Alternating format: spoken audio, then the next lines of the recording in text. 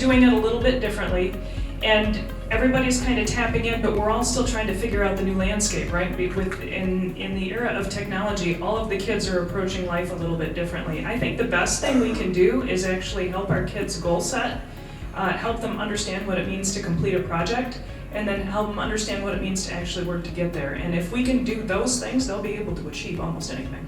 I need to approach this person and teach them how to build a life, not how to just get a job.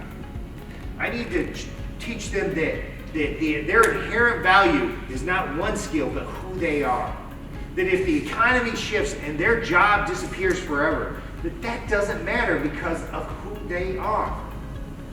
And I don't care if you go to a pathway of trade school or you go to a college, you need to know that truth.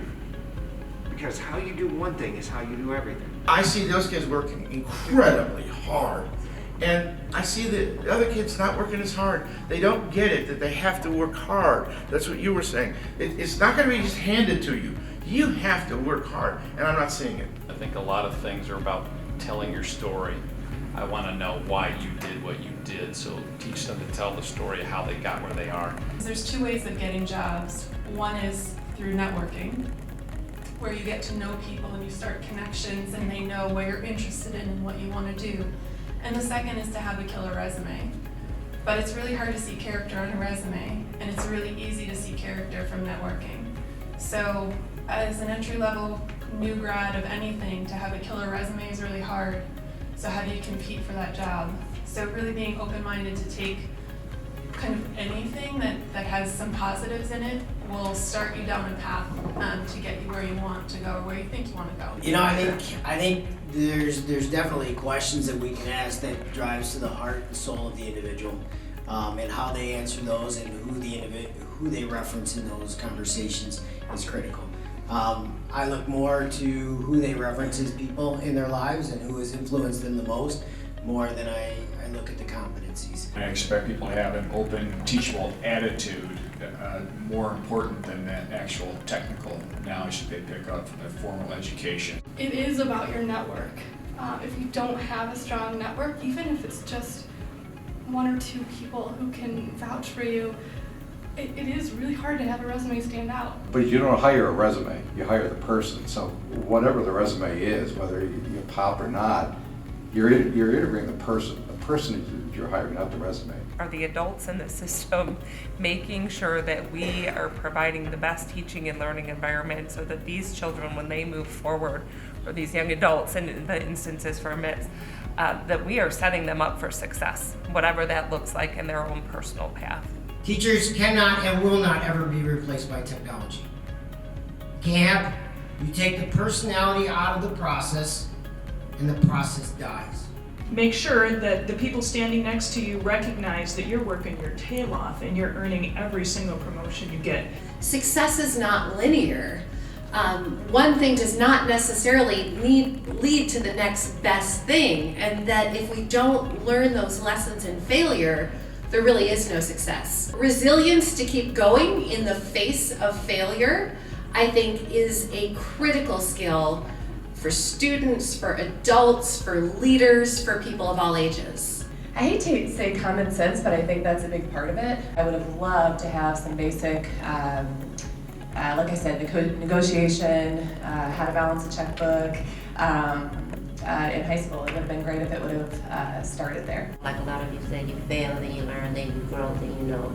And by listening, you pick up so much that you'll learn later in life to help you succeed. Getting involved with volunteerism, getting involved with what's going on in the community is probably the most important thing that we can do, is let them know where there are areas of need, where they can use their core values. And then having them get involved in things that they have a passion for. I think that helping a student figure out where they're coming from and like who they are may be one of the essential elements that's going to drive them the rest of the time, because I think it's not just the job that's not going to do it, it's not just the money you want to make, that's definitely not going to do it. I watched colleges fight over some robotics kids in high school so that they could give them a scholarship to get them through high school so that they could be employed afterwards. That was amazing. I think we need our kids to go to college.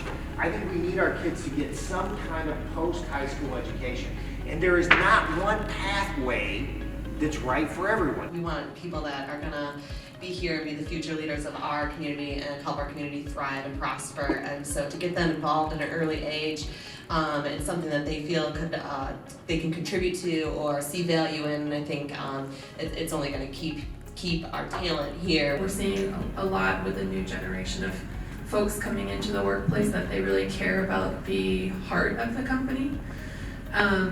And so you want to choose, is there a fit that way? What you folks are doing and the genius of why this school works is because of you. And so that step one is, this is a very, very different virtual school. I look forward to writing about it, in fact.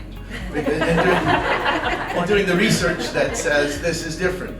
There are lots of brand new tools that are coming out now that make the technology really give the kids new opportunities to think. And they weren't there when you were there. They just weren't. Career technical education is not just metal shop anymore.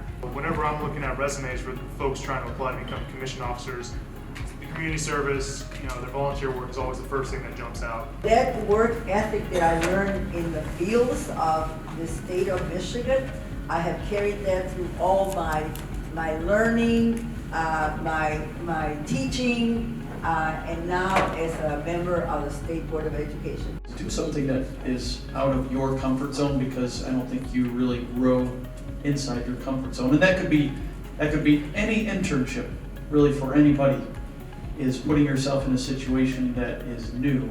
That's going to make you grow. Life experiences helps relate with the customer more. That way you can, instead of just talking about the product or knowledge, start by talking about, hey, your family or anything that you can connect with the customer. As the volunteer coordinator, I get a lot of requests from parents saying, I have kids, they're on their phones all the time, they're on their computers, I want them, can you take them, can you teach them how to be empathetic? They're helping me with the task, but I'm also always trying to figure out ways to educate them about empathy. One of the things we talked about, being mentors, that's a huge part of why I'm still in UP. So, been in for 17 years? Don't give it up. Yeah, 17 years in accounting. And the reason I'm in is because I want to be that mentor and continue to help people just the way that my old first sergeant helped me. Adapt. Don't hesitate to express your opinion. You can express opinions forcefully. Certainly in policy making and decision making, when you're in that and a decision is made, whether it goes your way or not, you support that decision.